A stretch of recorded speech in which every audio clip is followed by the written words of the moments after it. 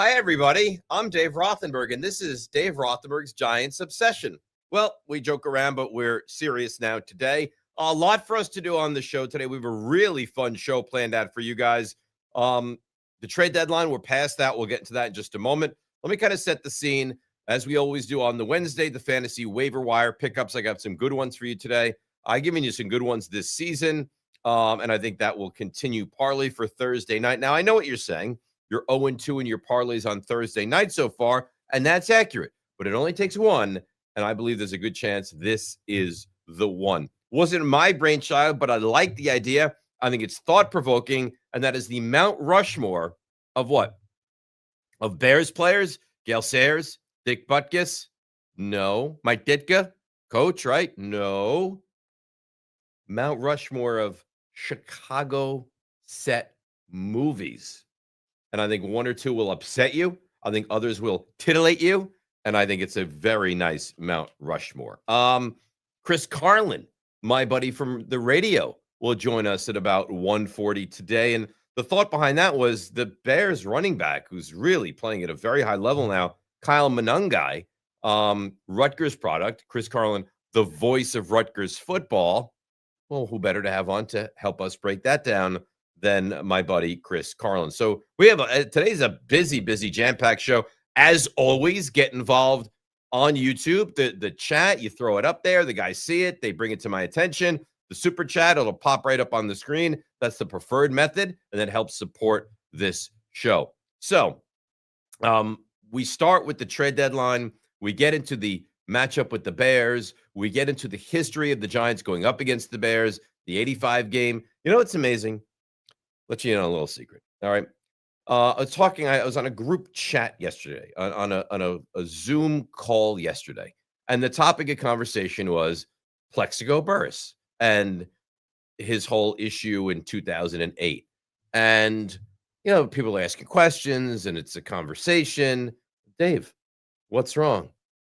And I just shook my head. I said, if he didn't shoot himself in 2008, the Giants win that Super Bowl. They were 11-1.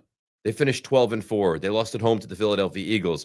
These moments define me, and I think a lot of people that enjoy this program, because you only have so many chances. And as you've seen over the last decade, the Giants have not had a lot of chances. When you have a chance, you got to knock down the wall. And in 2008, they were the best team in football. They were better in 2008 than they were in 2007. 2007, they somehow miraculously had a run of a lifetime. 2008, they were better, had home field throughout the postseason, and just could not get it done. But that would have been an easier road. It would have been Philly, who they lost to. Then it would have been Arizona at home, and then Pittsburgh in the Super Bowl. That would have been it. And they couldn't even get past Philadelphia. Donovan McNabb, terrible, terrible loss. So, all right. The history of the Bears, we'll get into that. The 85 game. And then remember the 90 game. And everybody remembers the Sean Landeta. And again, because something's wrong with me, the first time I met Sean Landeta, I was doing a radio show with him. And the thought is, Dave's going to be so excited to meet Sean Landeta and hang out with Sean Landeta and do a show with Sean Landeta. No, he walks into the studio and, Dave, this is Sean. Sean, this is Dave. What did I say? What happened on that punt? How do you miss the football? Gust of wind. But then he busted out 2 Super Bowl rings, let me put them on my hands, and it changed everything for me in that moment. All right, so the trade deadline. And if you want to get involved in the conversation, you can. You can become a member of our show, a YouTube member. You can like us, subscribe to us on YouTube. And we're currently at 2,784 subscribers on YouTube. So we welcome you, and we want you to get involved. The trade deadline. So the Jets went crazy, right? It's actually funny with the Jets because the GM, and again, I don't mind what the Jets did. I think that what the Jets did is fine. I don't have any confidence that they can turn it into anything moving forward, but I think their plan in place to start at step one is good, right? You got a lot of draft equity, a lot of draft capital, and you gave up 2 really, really good, maybe even better football players. Fine. Can you now translate that into the quarterback? I mean, they haven't in 60 years, so I don't know if they'll be able to now. But I mean, their big claim to fame is what quarterback since Joe Namath, the best quarterback this organization has had is who? Vinny Testaverde? Chad Pennington? I mean, it's not exactly a laundry list of greatness. And that's why when you look at the Giants, even though the Giants might stink right now, and you might look at them and say they're broken and the defense is abysmal and the secondary is as bad as you've seen and they can't stop the run and they have no weapons and the offensive line is not great and with no Malik Neighbors and then there's no second receiver and the coach and the GM, and you could sit here and you complain from soup to nuts about what's wrong. But here's the thing, and this is why the Giants, I think, is an attractive job. And not only do I think it's an attractive job, I think that it's going to change quickly. The quarterback's a stud. And I bet a lot of people surprisingly said, why do you think the quarterback's such a stud? Have you watched him play?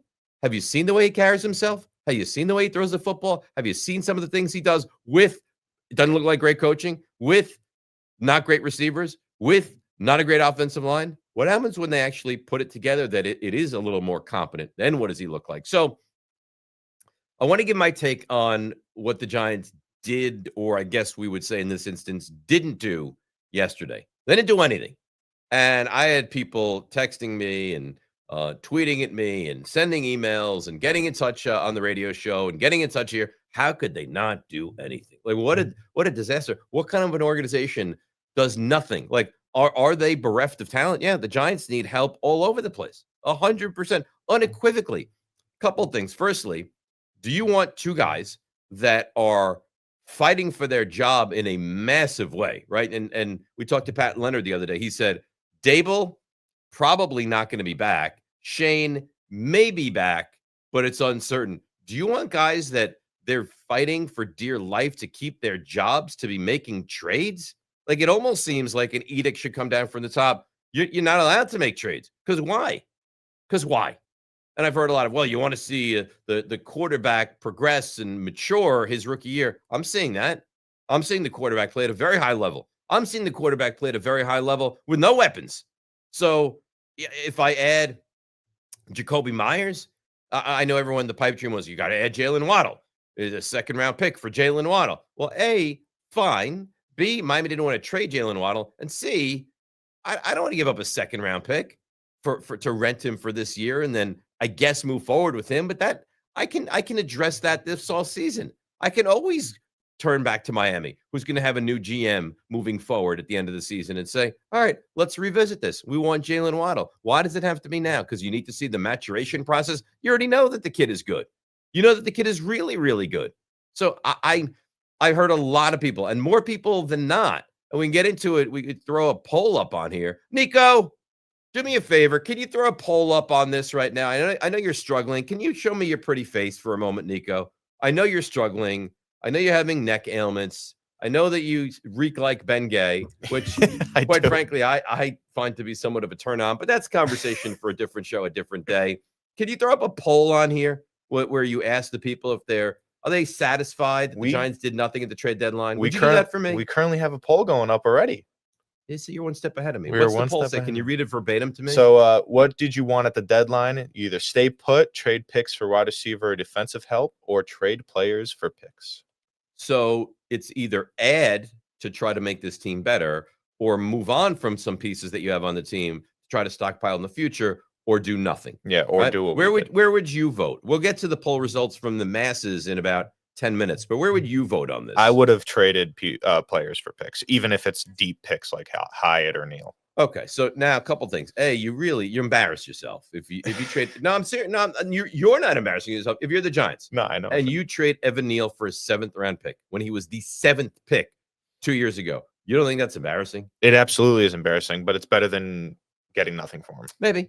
Maybe it is. Maybe they trade him in the offseason. Maybe they release him in the offseason. And you would have done that with Jalen Hyatt as well, right? Yeah, I feel like, if we were able to move on from Kadarius Toney, we're able to move on from Jalen Hyatt. And Kadarius Toney wasn't even like bad. It wasn't like Kadarius Toney. You got something legitimate in return. Yeah, it wasn't even like a bad return. No, it wasn't a bad return. So here's what I would say though, and I understand your point. If I had to choose one of those three, I would have been fine if the Giants took some excess fat. Not that they have great talent, but if they took some excess fat, traded away. If you get an extra 6 or 7 or 2 7s or a 5 and a 7, whatever, that's more than you had going into this. So I would have been fine with that. I'm fine with doing nothing. I would not have been fine. And there was a trade that was made yesterday. And people are, I did nothing at wide receiver. Now, okay, firstly, how good is Jacoby Myers would be my initial question. Secondly, did you see what the Jaguars traded for a rental player who's not under contract? Who wants big money?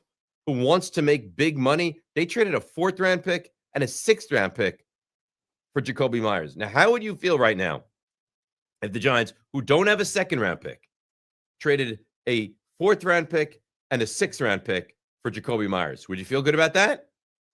I don't even think we should be adding in the first place. Right. Okay. So I just wanted to see where you stand. I thought that we were going to let go of players, but then in retrospect, Daboll and Shane still need to keep their jobs, and that's why they're not trying to right now. Can they keep their jobs? I don't know, but they're going to fight for their jobs. So walk me through this. What's wrong with you today? I walked in. There was not that level of excitement. There's no handshaking, and there's no how are you. Finally, 5 minutes in, you're like, oh, by the way, I like your hat. But what's wrong? Talk to me. I'm here for you.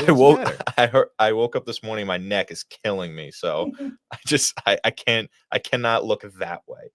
Really? You think maybe it's God telling you to you? Is that your right you're trying to look towards? This is my left. That's your left. Maybe God telling you bad things are going to happen to your left. I don't want you looking that way. Maybe. So I mean, I have a golf tournament on Saturday, and like this is really a detriment. Well, there's a couple things we can do. Yeah, I have 3 options for you. Like the poll that you've thrown up there, people are going to vote on that on YouTube. There's a few options. We could have live during the show. You take your shirts off. Steve gets some kind of an ointment or I have the gel in my bag if you want to watch him. Gel, and he rubs deep into the muscle. We could do that. Steve, could you hop on for a second? Steve, oh, there you are. How do you feel about that? He takes his shirt off. Be down. Right, he goes for naked just from the belt up, and you work deep into his muscle. Yes, I'm fine with that. Okay, he'd be fine with that. Nico, is that something that appeals to you at all? Yeah, I have the ointment right here. Do you understand what happens to the amount of people watching on YouTube if you take your shirt off and he starts to rub you down?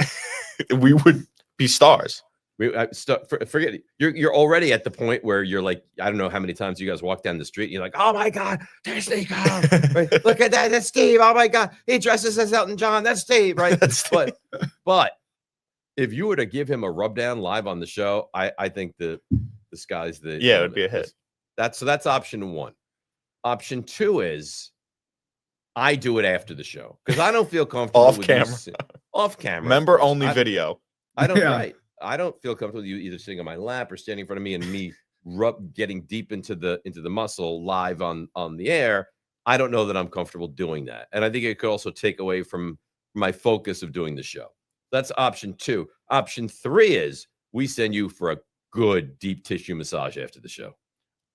I would love that. Or I got 2 more options. Option 4, I get in touch with my chiropractor. I get you there tomorrow morning, and he takes great care of you. Takes good care of me. Unbelievable care of you. And if he messes me up more, what happens? He will not. Because I've had that happen. He is elite. Elite. All right. Elite.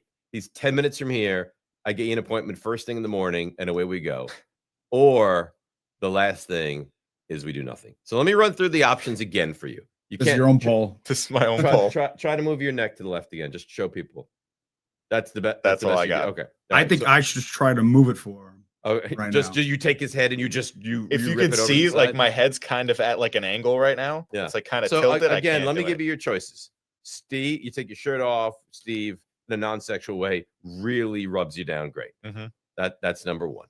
Number 2 is after the show, I give you a rub down off camera. Number 3, can I pick? I can pick this. We send you for a massage, deep tissue, of course. Number 4, I set up an appointment with my chiropractor. Joe, our executive producer, can attest. I have the best doctors in the world, right? Joe, scream into him that that's true. He won't. He won't.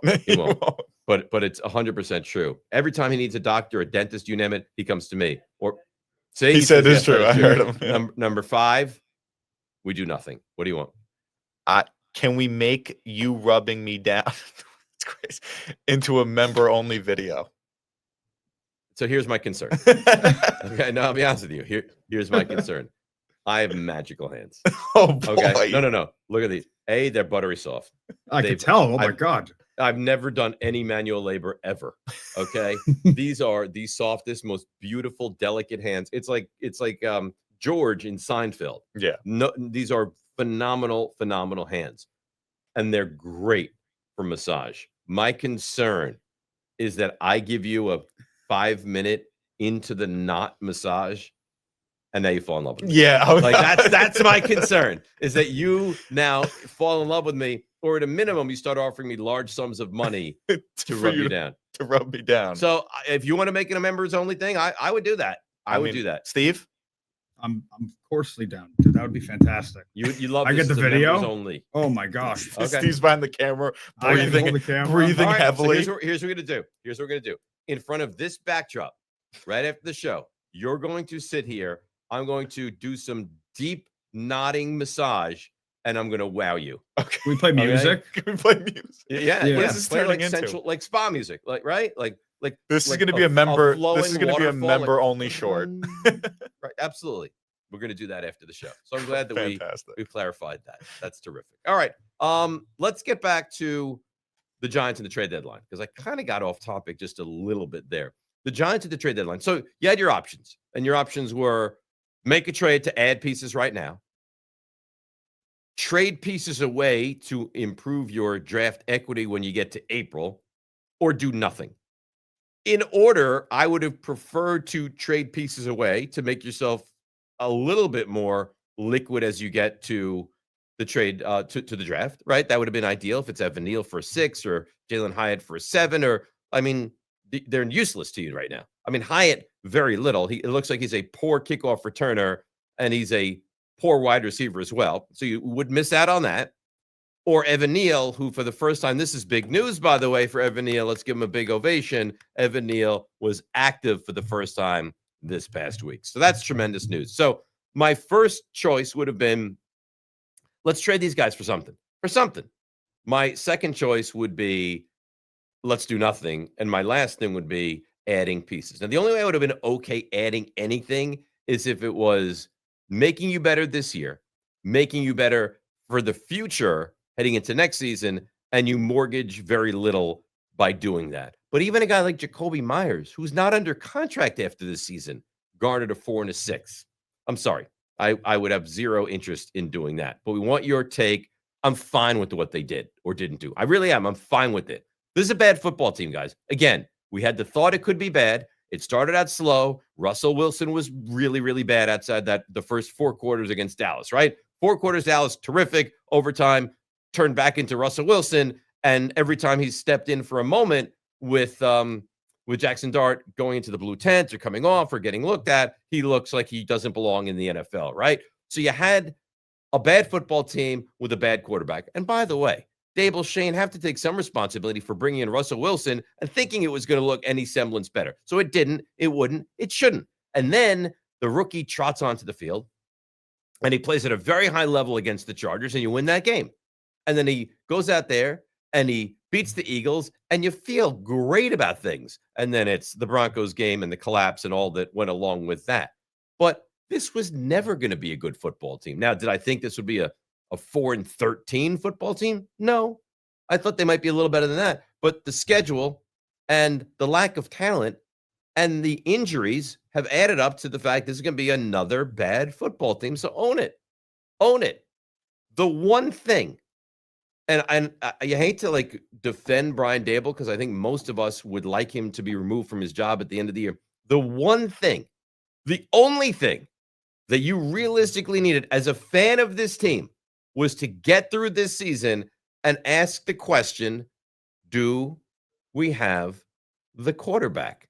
And the answer is yes. So whether I add Jacoby Myers or Rashid Shaheed or Jalen Waddle or fill in the blank wide receiver, I already have the answer. And it's funny, I get a lot of people that'll reach out. Why are you so convinced that you have the quarterback? Well, a couple of reasons. A, listen to the experts. Listen to Vic Fangio. Listen to Kyle Shanahan. Listen to Robert Saleh. Listen to Matthew Stafford. Each and every one of these guys has sat there and said, this quarterback is a stud. Mike Greenberg, upon the Jets acquiring, they have 5 first-round picks in the next 2 drafts, said, I would trade all of those to have a guy like Jackson Dart. I've watched 6 games of this kid. He has almost no talent around him. He's the answer. He's special. He has it. So I completely unequivocally believe in what he is. And that's all I really needed. And that I got. Now, would I like a better coach? Yep. Would I like a better GM? Yeah. Would I like more receiving help? Sure. Would I like more weapons? Absolutely. Do I want to fix up the offensive line? Do I want to fix up the defensive line? Do I want to fix up the linebackers and the secondary? There's a lot of work to be done. A lot of work to be done. But the most important piece, and this is what the Jets are dealing with right now. The Jets made these trades so they could stockpile picks in the hopes that when that quarterback either shakes free via a trade or is there in the draft, they can do whatever it takes to trade their draft equity and capital and get the quarterback. The same quarterback that the Giants already have. So just think about that for a moment before we move on. All right. So Giants Bears. Now, this incarnation of the Giants and the Bears is not the most exciting thing that you're ever going to see in your life, right? I mean, Caleb Williams doesn't look great. Ben Johnson's good. Their defense is meh. They got a couple of weapons. Their running game is very good, right? I don't know if Swift is going to play this week, but Monangai looks to be very good regardless. The Giants should move the football. It's going to be an old rivalry that's revisited. Couple of games that you look back on. I think the number one game that you look back on with the Giants and the Bears, and this is painful, is 85. Now, Giants, Bears, 85. Giants beat the Niners. Giants go divisional round to Chicago, and Chicago is a behemoth, right? For everyone that's, what's amazing is that game is 40 years ago now. 40 years ago. So if you're not 50, you have no recollection of this game, which is really an indictment on just how old, in fact, we're getting. But I remember that game like it was yesterday. So it's the 85 season. It's January 5th of 1986. And I'll always remember this story. I think I've told you this story, but it was for this game. And the Giants beat the Niners, and we're all excited. And the Bears are a juggernaut. There was thought they were going to go undefeated. They go 15-1. They lose on a Monday night in Miami to Dan Marino and Mark Clayton and Mark Duper, and the Dolphins just kept the best of them. And the excitement is palpable. My dad invites a friend over for this game, and we watched the game with him. We watched every game together, and we were fanatical. It was crazy. And to that point, that's the equivalent of the biggest game I've ever been alive for, right? The Giants hadn't been to an NFC championship game in my life. They went to the divisional round of the playoffs in 81 and lost to the Niners. But I mean, this was as far as I've seen. So there was a real thought that, oh my God, like, can they beat the Bears? Because the Giants defense was right there on the edge of becoming great. And it was almost like they had to get through, like sometimes teams have to get through a year or a team or a moment and lose that to become better. And then the next year they knock through. Well, that's what the Giants were. They had to get through 85 and lose that and get that comeuppance to be that team in 86. But my dad's friend was over, and we were like, I don't know, when there's someone like a foreign person in the house and not someone that you're accustomed to watching games with, you don't know how far you can push it. You don't know what you're comfortable doing and allowed to do and what's going to be frowned upon. And I don't want to embarrass my dad, but I want to be myself. So the Giants lose 21-0. Now, I'm 12 years old. I'm on the verge of tears. They've lost this game. The season is over. It's the biggest thing in my world. I'm doing everything in my power not to break down in front of my dad's friend. The guy gets up, Bob, I remember his name, Bob, gets up, leaves the house.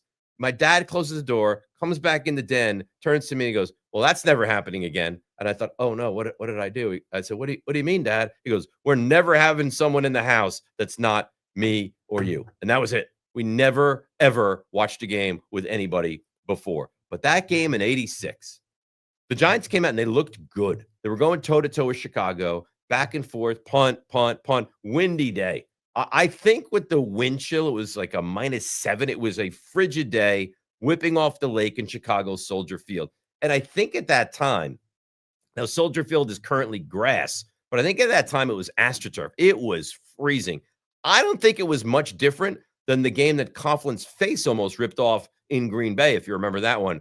And back and forth punt, Rob Carpenter would pick up a first down, and the Giants would then get stopped. They were sacked a bunch. They punted away, and Chicago would get stopped and punted back and forth, and not a lot of action going on, which was fine because you felt the longer that game stayed close was advantage Giants.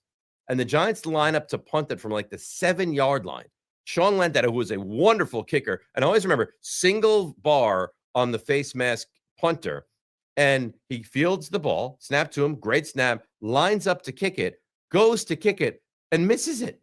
Like, not shanks it, misses it. I don't know that I've ever seen it before. I don't know that I've ever seen it since. I've seen blocked. I've seen blocked and picked up and by the offense and brought for a first down. I don't know that I've ever seen missed.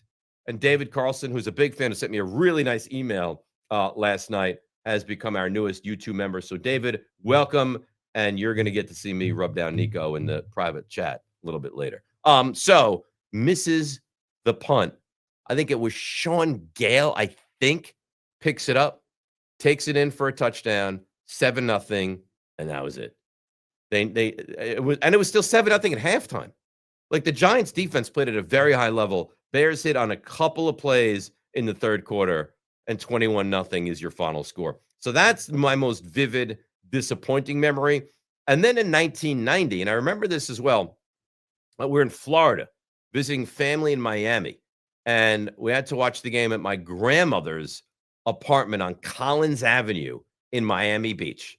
And my dad said to his mom, so here's the thing, we're going to go into a separate room. We cannot be bothered. And we went into another room, watched the game, Giants-Bears. Giants destroyed the Bears in that game, had a great goal line stand, and then went from that game. There's a famous scene at the end of that game where the Giants, I told you this before, the Giants lost to the Niners earlier that year, 7-3 on a Monday night. And San Francisco is going for 3 consecutive Super Bowls, something we've never seen happen. And Lawrence Taylor and friend of this show, Carl Banks, were sitting on the sideline, and they started talking about, hey, San Francisco, we're back. And then you hear one of them say, and they thought we were dead. Oh, we're not dead. We're back. And remember, the Giants were on their backup quarterback that year. Phil Simms got hurt late in the regular season, broke his foot. Jeff Hostetler comes into the game, played fine, pedestrian, decent down the stretch, but was good against Chicago. Then they beat San Francisco. Then they beat Buffalo. Then they're world champions. So those are my 2 big memories from the Giants and the Bears. And then also I remember the Giants won the Super Bowl in 86, right? February, or I guess January of 87. And then you had the lockout the next year.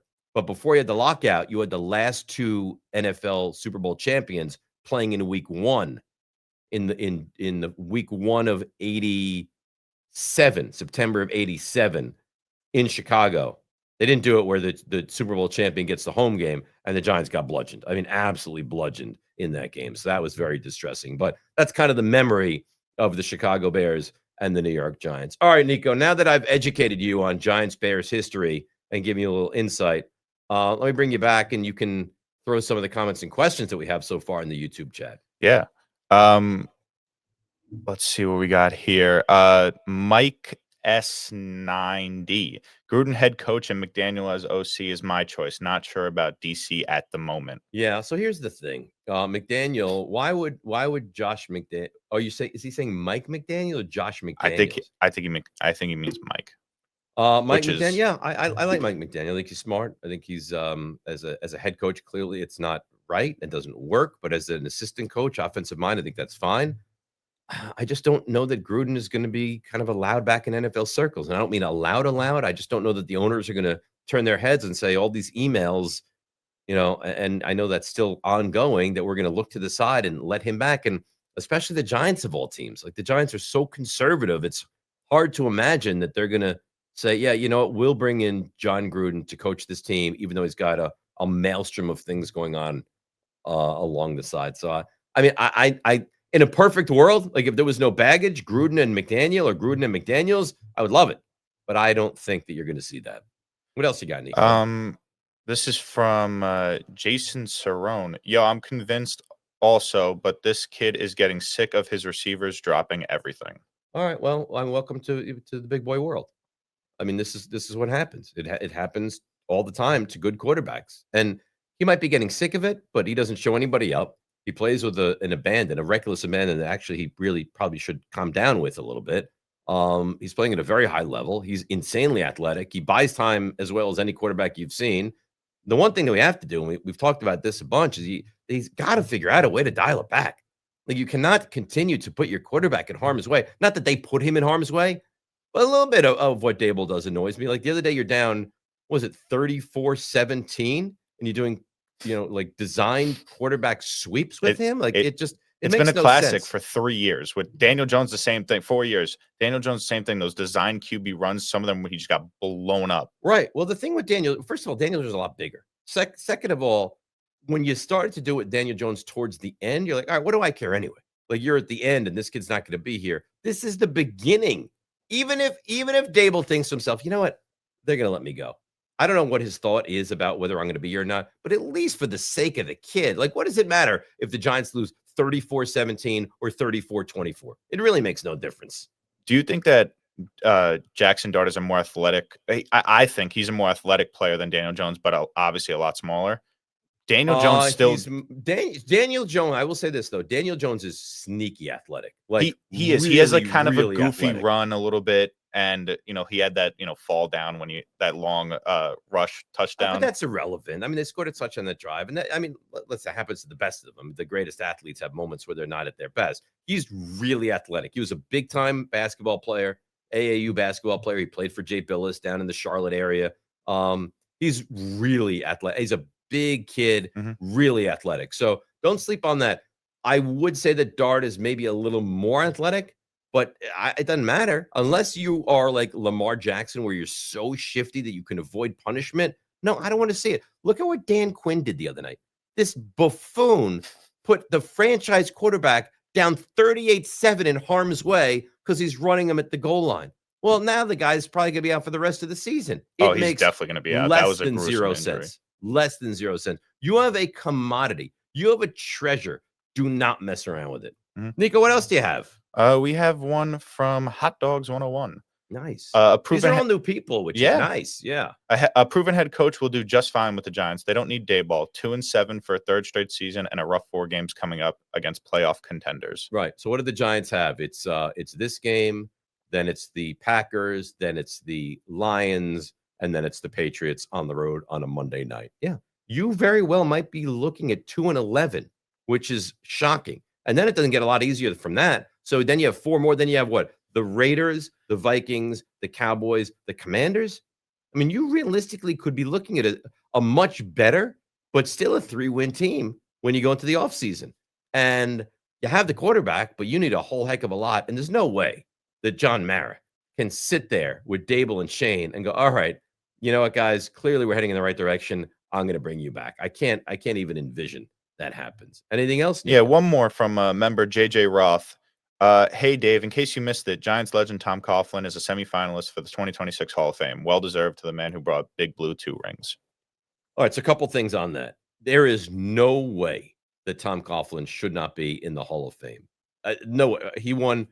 Now, you think, and maybe some of you don't know, right? What was his career? First of all, I know it's the Professional Football Hall of Fame. So success at Boston College, like going in and beating #1 Notre Dame on the road, that doesn't matter. Fine. So take his success collegiately and move it to the side. We can do that. He won 2 Super Bowls with the Giants that you know of, right? They beat an undefeated Patriots team. The Giants went on, possibly, and thanks to this, JJ, I'm glad you brought it up, maybe the greatest run in the history of football. Come on. It's Dave Rothenberg's Giants obsession. Really? No. You go on the road, you beat Tampa. Not a big deal, right? Then you go on the road, you beat the #1 seed in the NFC, the Dallas Cowboys, when Jerry Jones is handing out to the team NFC Championship game tickets for their families the next week. And the Giants shocked the world and beat the Cowboys. And you say, all right, we just went to the NFC Championship game. You know what? Whatever happens, it's gravy. That's fine. Then they go to Green Bay in frigid weather, and Eli Manning outduels Brett Favre. The Giants win that game in overtime. Oh, and then, by the way, just to follow it up, they go into an undefeated game with the Super Bowl team in the Patriots, and they beat them in one of the great games you've ever seen. Some would say that's the greatest team of all time. You could say that that's the greatest team of all time. So that's kind of the first thing, right? Then a couple of years later, he goes and he does it again. They go on this magical run where they beat the Falcons, they beat the Niners, they beat the Patriots again. But so you think, okay, this guy, he's got 2 championships. That's really impressive. But that's not it. He has 2 more Super Bowl rings with the Giants in 86 and 90. He was a wide receiver coach on those teams. So that's 4 rings. And then takes an expansion team in the Jacksonville Jaguars and leads them to the AFC Championship game in year 2 and made them a highly relevant team immediately. I actually think it should be like unanimous that he goes into the Hall of Fame. This should take them no time. Whoever puts him up for debate, right? Because that's how it works. Somebody put like a media member puts him up, and now we vote on Tom Coughlin. They pitch that person. Tom Coughlin did this, and he did this, and he did that.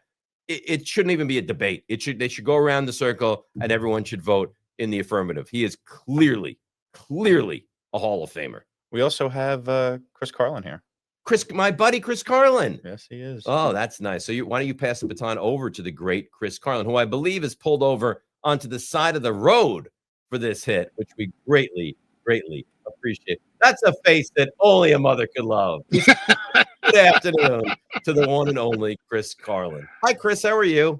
I'm great. I'm so honored to be welcomed on this video vehicle that I have been a big supporter of since day one.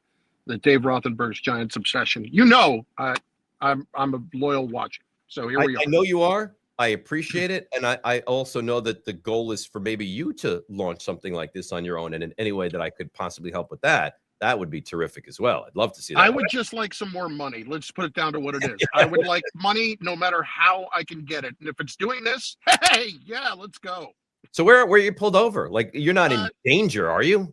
No, I am pulled over into a parking lot just outside the Holland Tunnel of a gas station that I frequent on the way to and from my home in New Jersey. So this is it's my home away from home, if you will, Dave. This parking lot of this gas station just outside Hoboken. I'm glad that there's such a comfort level with you in that parking lot. So we spent a lot of time so far. It's funny, I heard you on your radio show talking about this a little bit ago, and it was just asked via a question here on YouTube. Tom Coughlin, in my mind, unequivocally has to get into the Hall of Fame, right? No question about it. I think people might downplay the earlier part of his career. I mean, Dave, he took an expansion team to the AFC Championship game in year 2. And then, really built a foundation for that organization for a long time. And then you look at his Giants career. I mean, that is just, to me, the cherry on top. And if you really want to look deeper, you have to go and look at the kind of role he had as an assistant for a long time in the championships that he won as an assistant. Well, he was really well regarded. I think Tom Coughlin, like, why have a Hall of Fame if you're not going to put somebody like Tom Coughlin in? Right. Yeah. I completely wholeheartedly agree. So it's been a very rough season again, right? They're sitting here 2-7 for the 3rd straight year. You and I, we see each other all the time, but we don't really have this discussion all the time. Where are you as far as the Shane and Dable duo? Are you either you get rid of both of them, or now you probably would say move on from them, but can you see one staying and one leaving, or is it either the Band-Aid's off and you rip it off and you're done with both of them, or you can keep one and let one go? What's interesting to me is that it and you can tell me if I'm wrong, that the things that I see lately seems to be indicating that Shane staying and Dable going feels like it's a little bit more possible. I'm sorry. I'm done with both. I think I've watched enough to know that year 1 in what they were doing there was kind of fool's gold, and it needed to be. It's difficult to say it, but it still needed. They weren't a good enough team to not strip it down a little bit more. But then when you go to the playoffs and you win a playoff game, but you do all of it with the amount of 1-score wins that they had and everything that was a factor there, you have to be able to look at the picture accurately. And I don't think that they really did. And I think then moving forward, I don't think Joe Shane has had great drafts at all. The Malik Neighbors pick, okay. A lot of people thought that Malik Neighbors was going to be that, and I think would have made that pick in that spot. Tyler Nubin's been okay. And then Dart this year, this could be the one thing that actually saves him. I think if it's going to save either guy, it's more likely to save Shane than Dable, even though it was supposedly Dable's guy because Shane's the one who went and got him. As far as Dable's concerned, I understand the impact that he can have on a quarterback. Dave, I look at what's going on with Daniel Jones, and they put a lot around him, all right, in Indianapolis. He's got a lot to work with, and he was that kind of quarterback. So that falls to me both on the GM and the coach. The GM did not put enough around him and drafted poorly, and the coach clearly did not coach at the level that he needed to if this is what this guy was capable of. And I think having Jonathan Taylor helps him a lot. Yeah, having Saquon Barkley would have helped him a lot too.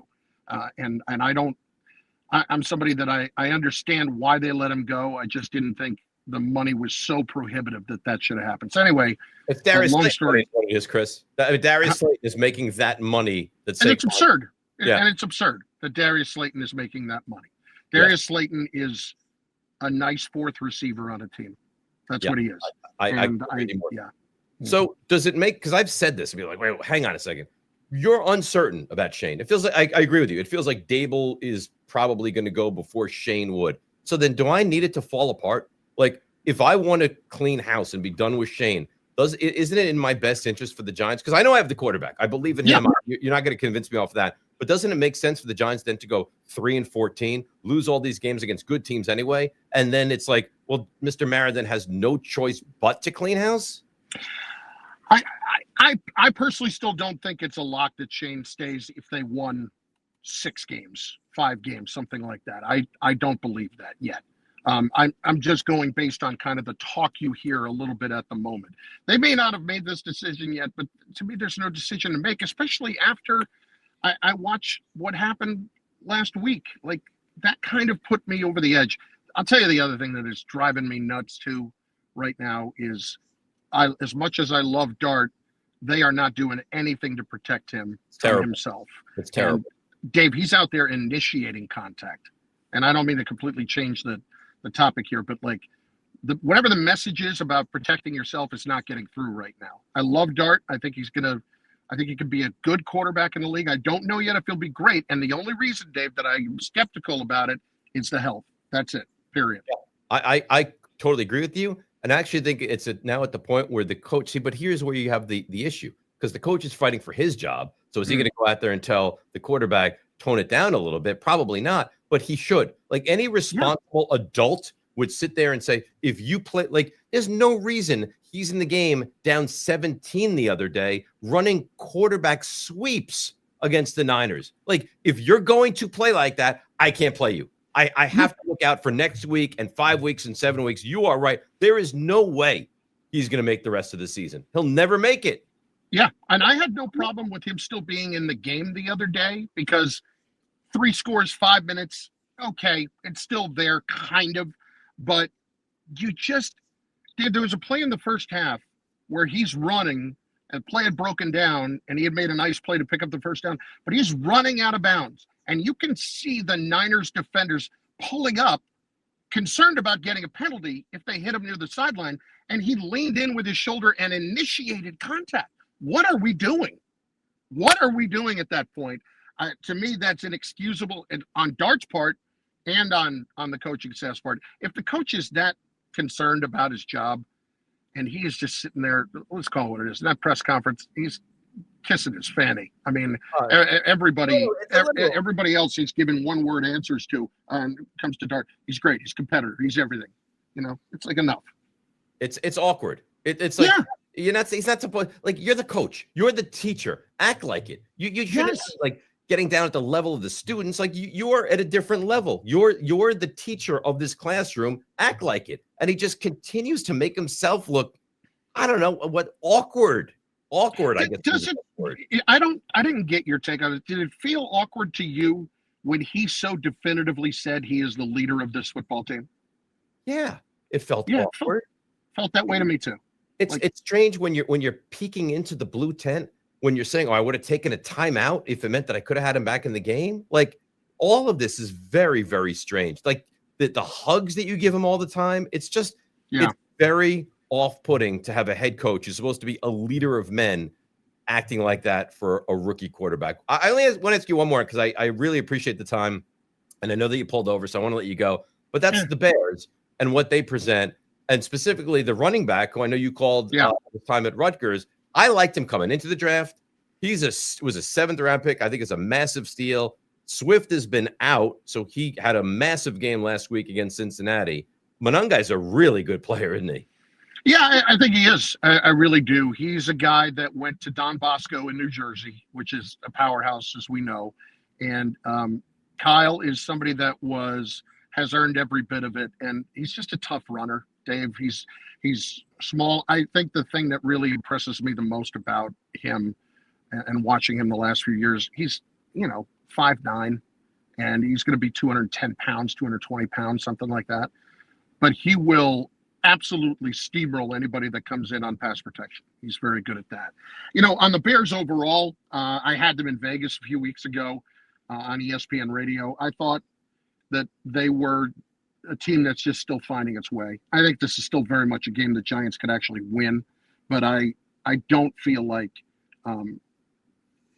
I don't feel like this is a definitive they're going to get beaten up kind of a game. The Bears seem to be finding their way. Williams seems to be finding her way. How do I tell anything against the Cincinnati Bengals, a team that scored 80 points over 2 weeks and lost both games? Yeah, it's amazing. How do I tell? Their defense is as bad as anything I've ever seen in my life. It's the worst thing. If you want to feel better, think about this. It's the worst defense I think I've seen in my life. And the Cowboys traded for one of their players yesterday. Yes. You know what? I know you find this to be strange. It actually does make me feel a little. No, I don't find it to be strange, Dave. I was having this argument with Jake Asman yesterday. I live to take joy from other people's pain if I must live in pain. I want you to suffer if I'm suffering. I'm the captain of that ship. Welcome onto my ship of enjoying misery of others when you're going through misery. Caleb Williams, I don't know. I mean, you said work in progress. I think Ben Johnson is really smart and really good. I don't know, man. I mean, Caleb Williams, it's like the play, once it goes off script, he goes crazy. Yeah. He goes insane. He just starts running around back there and trying to make these wild plays. If you could take off like his first option, take that away, I think I agree with you. I think this is a winnable game for the Giants. I think Caleb Williams can turn it over 2 to 3 times in a game without blinking. I don't know that he will all the time. I think he's going to have enough good games where you think, okay, this guy's figuring it out. But then all of a sudden that turnover monster might pop up. All right. Why don't you get along with your commute? Go. I appreciate you. Tell the gas station attendants that we say hi and drive safe, and I'll see you tomorrow. No, fill it with regular. Bye, Chris. All right, that of course is the very talented radio host Chris Carlin on ESPN Radio joining us there. All right, we have some graphics I want to show. The Bears, the draft, and what they've done and what the Giants have done.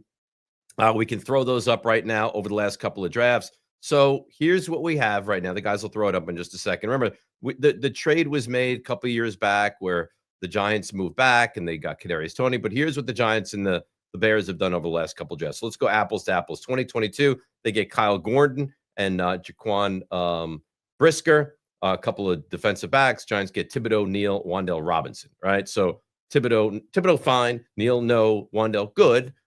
23, they get Darnell Wright. They get Dexter. They get Stevenson as well. Giants bank Schmitz. That is not a good draft from the Giants whatsoever. Then they get Roma Dunze. I think it was the 9th pick. It says it there. So he was. Caleb Williams as well, who again is a big-time work in progress. Giants get Neighbors and Nubin. Nubin is a big question mark. Neighbors, I think we all agree, is a stud. And this past draft, they get Loveland, Luther Burden out of Missouri, and then a couple other offensive linemen, and Turner, the offensive lineman as well. So they really try to bulk up that offensive line. Giants get Carter and Dart. So Giants have a really good draft this year. But these are two teams that, I mean, they're in the process of rebuilding, right? You can wipe that away. Process of rebuilding.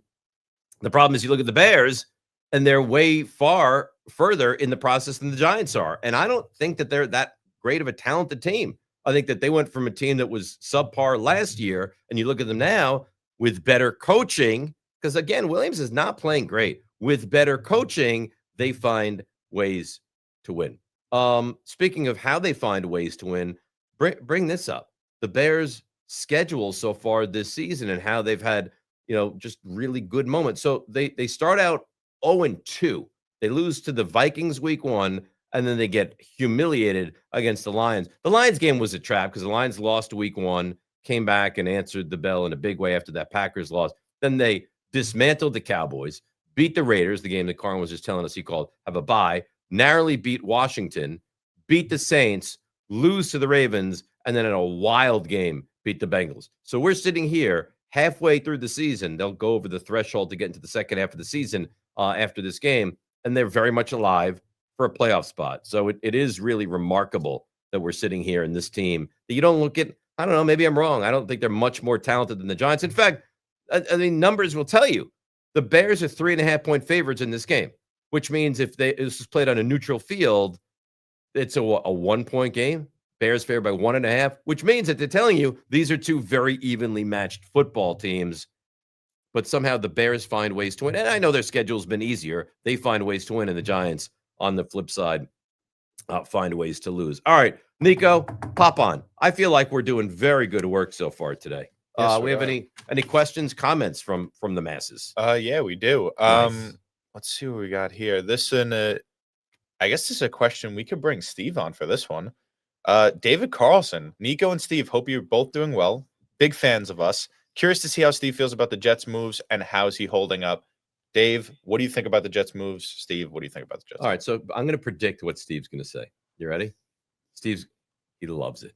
He's so excited. I haven't talked to Steve about this. I have. They got 2 1s. They got another one. They got a 2. He's ecstatic. Now, a couple things. You strip down this entire team. This is a horrible football team at this point, right? You traded 2 Pro Bowl caliber players for starters, which is fine. I like what they got. My concern is, they've just did this. They just did this 3 years ago where they had how many first-round picks? 5. And they took the quarterback with the second pick in the draft, and it was awful. So it's a new regime, and they're entitled to do what they want to do. And I like the amount that they got in return. But until I see it succeed with the Jets, I don't believe it. But my prediction that Steve is going to he's not going to be able to put a big enough smile on his face. He loves these trades. Yeah. You were exactly right. Yep. I'm so happy they did this. I was a little annoyed they didn't trade Breece Hall because we know Breece Hall's not coming back. Well, it sounds like they couldn't get any more than a 4th for Breece Hall. Which I still would do it, honestly. Well, it sounds like that was Kansas City and that they were going to trade. Kansas City 4th round pick it's almost a 5th round pick.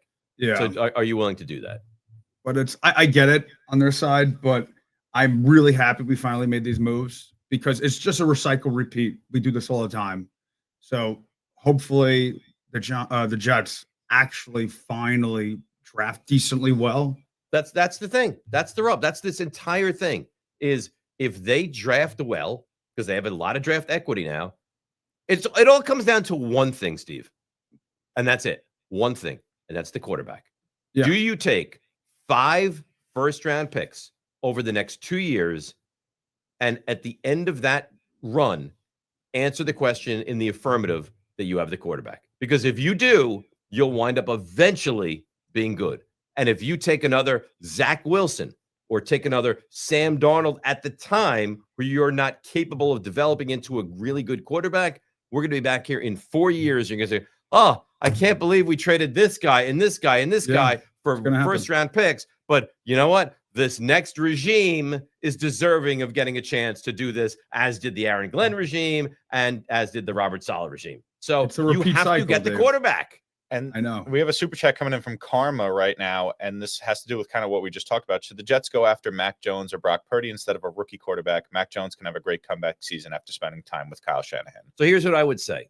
See, now here's the problem. Kyle Shanahan is a maestro. Kyle Shanahan might be the best offensive mind in all of football. So the fact that he's having success with Kyle Shanahan is awesome, but that would actually give me a little hesitation because most guys play the best version of themselves with Kyle Shanahan. So that's for starters. You can leave the question up. So I just said you can leave the question up. I clicked it right before you said it. Secondly, is that for a forever quarterback or is that Mac Jones for a year until I actually land my quarterback. You tell me that Mac Jones is going to be the stopgap quarterback until I land an Arch Manning or you fill in the blank.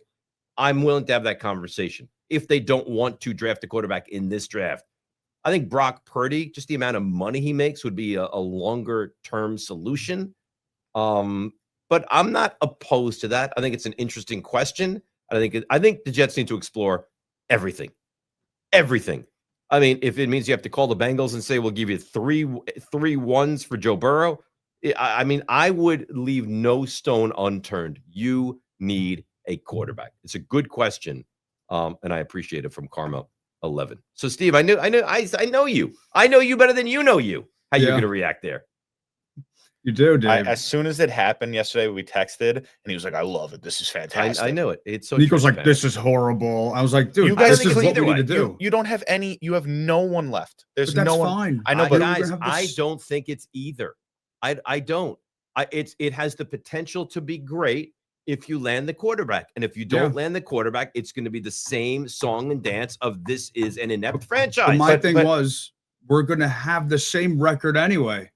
If we kept those guys or not, but next year would be different. Yeah, next year would be. At this point, you are now looking for a number one corner, and you are also looking for a probably number one D lineman, losing both those players. You do realize, Steve. So I have a 15-year-old, right? Mm-hmm. He's not been alive to see the Jets in the postseason. He has not been on this earth since the Jets have gone to the postseason, and he goes away to college in 2028. There's probably a better than decent chance his entire time as a youth living in my home, he will not have witnessed. Not that it bothers me. I don't care. But will not have witnessed the Jets going to the playoffs. Yeah. You understand how difficult that is? We have another one from Karma. Mac and Dable if Giants fire Dable.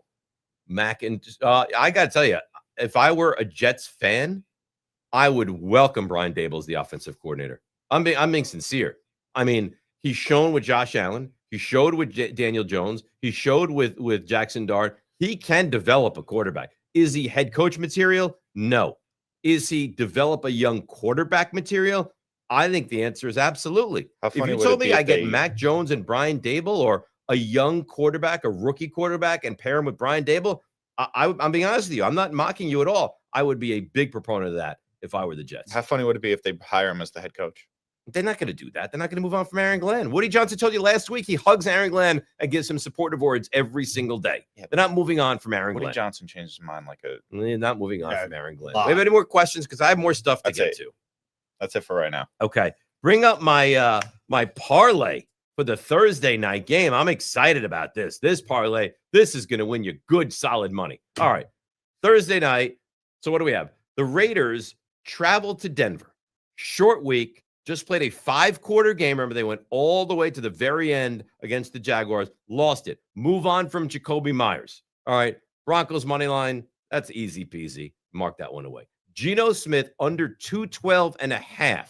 Broncos defense, I mean, pass rush is elite. Lead the NFL in sacks. Now, not having Patrick Surtain certainly is a hit, but I've been so wildly unimpressed with Geno Smith this season, and everything looks so difficult. Having Bowers back is, of course, big for them, but I think he definitely goes under the 212.5. Dobbins over 71.5 rushing yards. I feel very confident with that.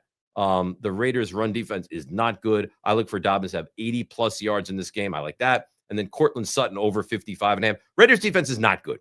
The Jaguars just lit them up. I think the Broncos will do much of the same. And if you get Broncos money line, Geno under 212.5, Dobbins over 71.5, and Cortland Sutton over 55.5, you put $100 down, you get $566 of winning. That is good money. That is great money. And I would feel vindicated for giving you losers the first 2 times we did this segment. All right. The Bears defense. It's not great. It's not great. I envision yet again, you'll see another big, and it's twofold here. A, their defense is not great. B, the Giants quarterback seems to be like everyone, like Carlin just said, like I've said, like Vic Fangio, like Stafford, you name it. He's really good. He's really good. Defensive rankings, you saw. Now, granted, their receivers are a little different than with the Giants, but Higgins and Chase, I mean, ate their lunch last week. They put up 42 points. 42 points the Bengals did. So where are we as far as the Bears defensive rankings? Points per game, they're 29th. Passing yards per game, they're 25th. Rushing yards per game, they're 25th. So if you want to run against them, have at it. You want to throw against them, have at it. It's just not good. Red zone defense, which is so important, might be the most important stat. They're not good there either. They're 20th. Third down, that's where they're good. All right, that's where they're good. They're 5th in the NFL in winning the third down battle. And sacks, another spot, they're not good. They check in at 18. So, you know what? Away we go. Away we go. It's another team the Giants match up against. The Chargers defense is really good. Eagles defense is really good. And the Giants had success there. Last week, put up 24 points. Like, you don't worry about the Giants offensively now. You more worry about the Giants defensively. I want to get to mine. I love this topic. It was such a great topic. My Mount Rushmore. You can wipe this away. My Mount Rushmore. And you say, all right, is it all-time Chicago athletes? You have Ernie Banks on there. You have Gale Sayers on there. You have Sammy Sosa on there. Who? Jim McMahon. Dick Butkus. Like, who's on there? No. We're not doing that. We're doing Mount Rushmore of Chicago-based movies. Now, Nico, before you put this on there, I better not see you just sprinkle all four, one at a time. So let's start. All right, let's begin.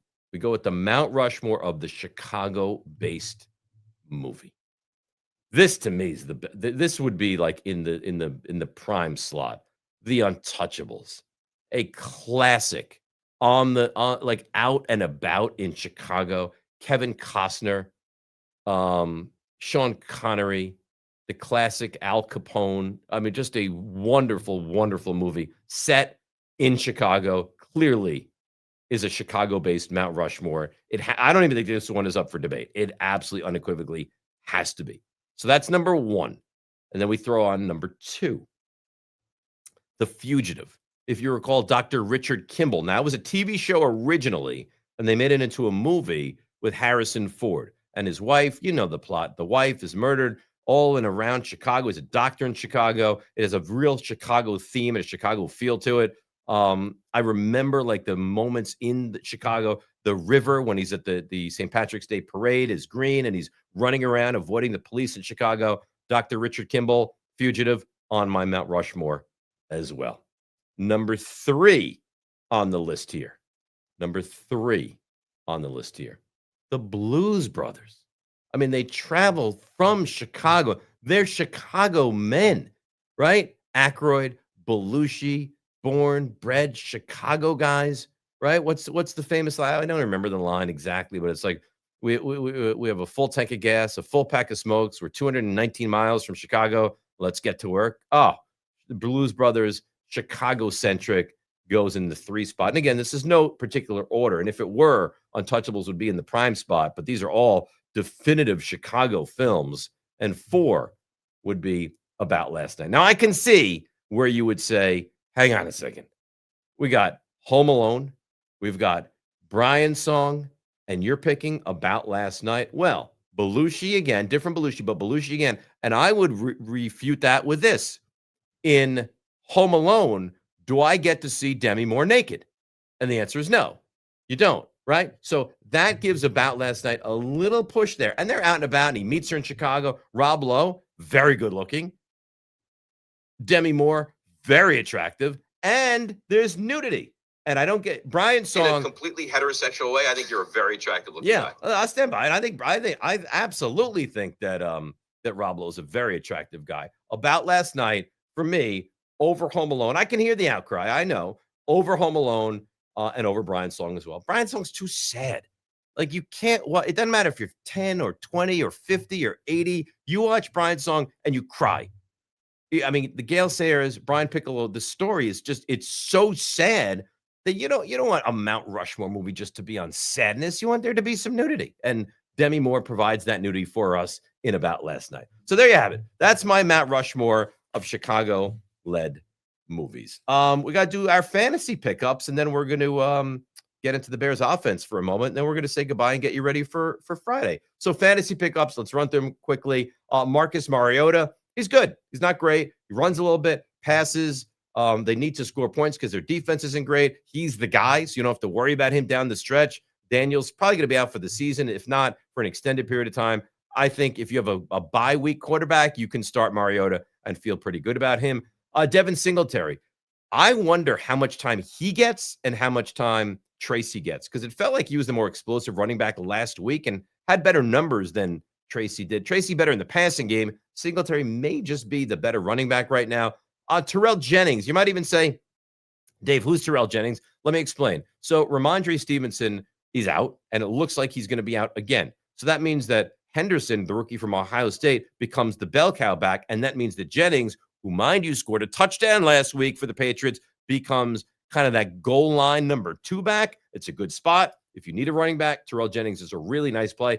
Alec Pierce, he's just good. I'm confused at why he's available in so many leagues. He's a really, really good number 2 receiver. In fact, I picked him up in a league I do with a buddy of mine last week, and we needed every one of the 17.5 points that he got. We won by less than a point. Pierce is just a good, solid number 2 receiver. Tez Johnson, coming off the bye for the Bucks, he's now become their number 2 receiver. Mike Evans is out. Abuka's been banged up. He's probably healthier now, but Johnson's a legitimate deep threat. I like him. You can play him with confidence, and that should be a somewhat high-scoring game. And remember, if Gonzalez, for the bulk of it, goes on Abuka, Johnson might get better run there against the Patriots this week. And this pains me. Colston Loveland had a phenomenal week last week against the Bengals.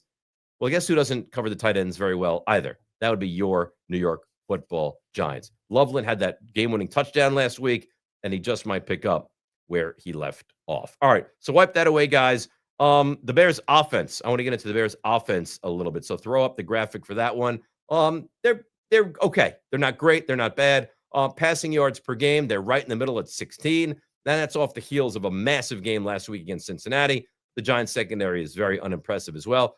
They run the ball very well, which now becomes terrifying, right?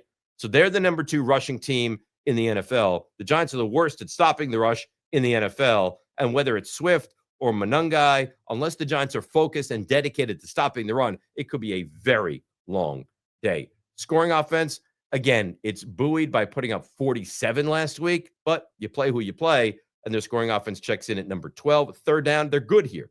Top quarter of the league, number 8 in succeeding on third down conversions.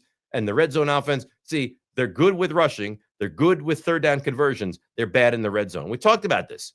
This is how you make your money. That if you can allow a team to get to the 16 and hold them to 3s, that's a win. That's a win. So they're not good in the red zone. They check in at number 25. So that's that. Remember, Friday, guys, we're going to do our big 6-pack. So if you have a question that you would like to be answered on Friday, throw it on the Twitter right now. Throw it on the YouTube right now. Twitter at DRNYGO, on Instagram, on TikTok at DR Giants Obsession. We're on Spotify. We're on YouTube specifically. Like us, subscribe to us. It's very important. We love the interaction. We're approaching 3,000 subscribers, and it only grows from there. And members. And we added another member today, and we will continue to. And we're going to do a special massage edition for members only coming up in just moments. We'll be back Friday, 1 o'clock Eastern. We do this all over again. We get to get you crazy for another Giants game, and then we get to be let down on Sunday night after the game. Have a great rest of your week. Friday, 1 o'clock, back with you right here on Dave Rothenberg's Giants Obsession. So if you like that live stream, check out this video or the other live streams. And of course, don't forget to subscribe.